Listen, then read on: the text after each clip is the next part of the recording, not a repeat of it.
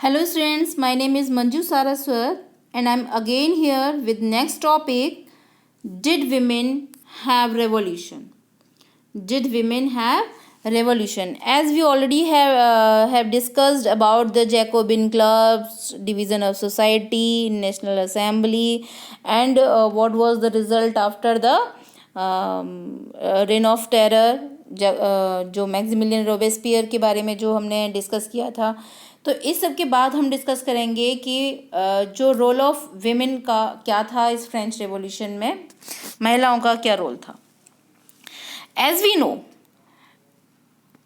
शुरुआत से ही रेवोल्यूशन के स्टार्टिंग से ही विमेन जो थी वो एक एक्टिव पार्टिसिपेंट के तौर पे रही थी. वो कैसी रही थी? एक्टिव पार्टिसिपेंट्स के तौर पे रही थी. जैसे कि हमको ये पता है कि जो मेल मेंबर्स थे they had joined army against the Prussian Austria. Then that time women ने क्या रिस्पॉन्सिबिलिटी ली थी फैमिली के लिए, अर्निंग की एंड लुक आफ्टर की. तो most of women of third state had to work for a living. क्या वर्क किया करते थे? जैसे कि लॉन्ड्री में वर्क करते थे, sold flowers, fruits and vegetables eight market, है ना, एंड डोमेस्टिक सर्वेंट के तौर पे भी वर्क किया करते थे. तो जो विमेन थी, यानी कि most of women did not have access to the education और जॉब ट्रेनिंग. ना तो इनको जॉब की कोई ट्रेनिंग मिलती थी और ना ही इनके पास कोई एजुकेशन थी. ओनली जो नोबल्स की जो डॉटर थी, है ना, ओनली नोबल्स डॉटर जो थी उनको ही कॉन्वेंट स्कूल में एजुकेशन की परमिशन थी.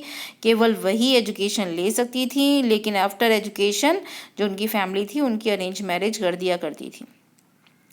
वर्किंग विमेन जो थी वो अपनी फैमिली की लुक आफ्टर भी करती थी, को खाना भी बनाती थी, फैच द वाटर, ये फैच वाटर यानी कि पानी भी लाती थी, एंड जो अपने बच्चों के लिए लाइन में खड़े होके ब्रेड के लिए भी वेट करती थी. तो ये और लेकिन इस सब के बावजूद उनके जो वेजेस थे, उनकी जो मजदूरी थी, वो उनकी जो पेमेंट थी वो मैन के इक्वल नहीं थी. एज वी ऑल नो कि स्टार्टिंग से ही जो महिलाओं की जो वेजेस हैं, पेमेंट हैं, वो इक्वल मैन क्या होती हैं? लेस होती हैं, कम होती हैं.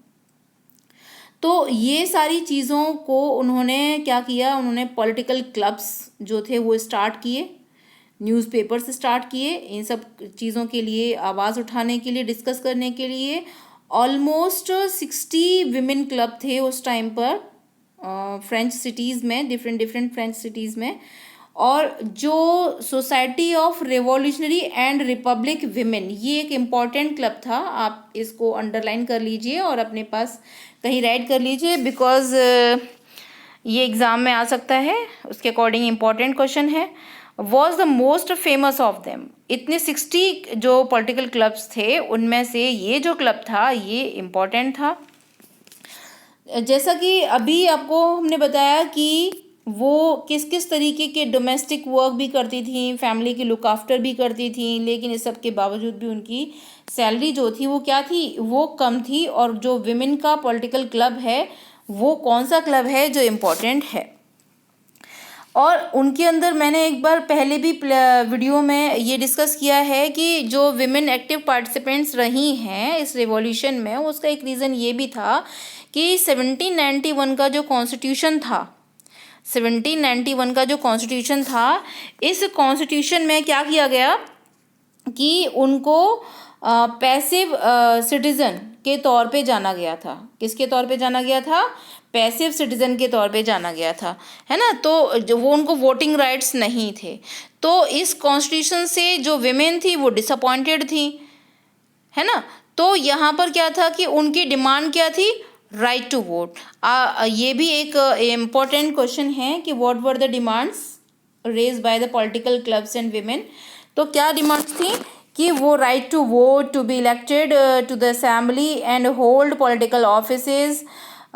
Only then they felt would their interest, है ना. यानी कि अब वो क्या चाहते थे? नई गवर्नमेंट जो रिप्रेजेंटेटिव इन द, वो एक रिप्रेजेंटेटिव के तौर पे अपने नई गवर्नमेंट में जाना चाहती थी. तो ये वो इक्वल पॉलिटिकल राइट्स चाहती थी। अब क्या हुआ कि रेवोल्यूशनरी गवर्नमेंट जो आई उसने कुछ तो इनकी लाइफ में चेंजेस किए, कुछ बेटरमेंट इनकी लाइफ में हुआ, कुछ इम्प्रूवमेंट इनकी लाइफ में हुआ। Together with the creation of this state schools, सरकारी स्कूल्स ओपन किए गए, गवर्नमेंट स्कूल्स ओपन किए गए, और जो स्कूलिंग थी वो गर्ल्स के लिए भी कंपलसरी कर दी गई। अब फादर उनको मैरिज के लिए फोर्स नहीं कर सकते थे, है ना। अब वो अपनी मर्जी से उसमें जो अंडर सिविल लॉ के थ्रू वो मैरिज के कॉन्ट्रैक्ट में अपनी मर्जी से एंटर कर सकती थी। डाइवोर्स को लीगल कर दिया गया, एंड अब वो दोनों साइड से अप्लाई किया जा सकता था, जबकि पहले वो केवल मेल साइड से था।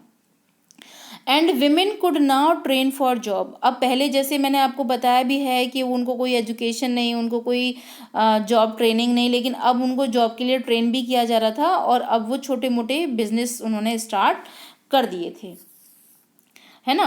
तो अब क्या था कि women's struggle for equal political rights. अब लेकिन इतने जो इम्प्रूवमेंट उनके अंदर हुए थे रेवोल्यूशनरी गवर्नमेंट के द्वारा, इस सब के बावजूद वो उन्होंने क्या अपने स्ट्रगल जो था उसको कंटिन्यू रखा। During the rain of terror, यानी कि मैक्सिमिलियन का जो रोबेस्पियर मैक्सिमिलियन का जो टाइम था, उस टाइम पे गवर्नमेंट ने जितने भी पॉलिटिकल क्लब्स थे महिलाओं के और जितनी भी एक्टिविटीज़ थी उन सबको बैन कर दिया था, और जो कुछ प्रोमिनेंट नेता टाइप के जो विमेन थे उनको क्या कर लिया, अरेस्ट कर लिया और उनको फांसी दे दी गई।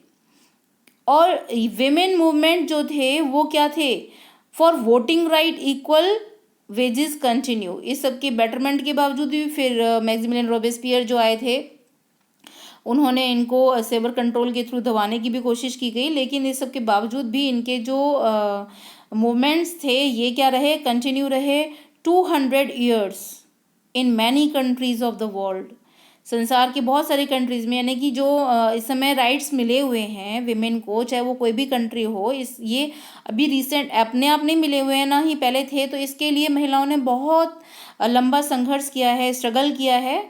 The fight for the vote was carried out through an international suffrage movement. Suffrage movement बेटा यहाँ पे है कि यानी कि वो जो मूवमेंट हैं जो related to the political rights महिलाओं के द्वारा किए गए थे, है ना, during the late 19th century और 20th सेंचुरी में। तो यहाँ एग्जाम्पल भी है particular activities of French women during the revolutionary years was kept alive. अब यहाँ पर कुछ इंस्पायरिंग मेमोरीज भी हैं जो लोगों को इंस्पायर करती हैं, और पॉलिटिकल एक्टिविटीज़ के बहुत सारे एग्जाम्पल हैं जो फ्रेंच वीमेन के रेवोल्यूशन के दौरान हुए हैं। फाइनली 1946 में उनको क्या मिले, वोटिंग राइट्स मिले। फाइनली उनको वोटिंग राइट्स कब मिले, 1946 में, एज यू कैन सी। तो अब हम एक और बात कर लेते हैं कि उस समय एक और वो थी, उनका नाम था, महिला थी ओलंपिदा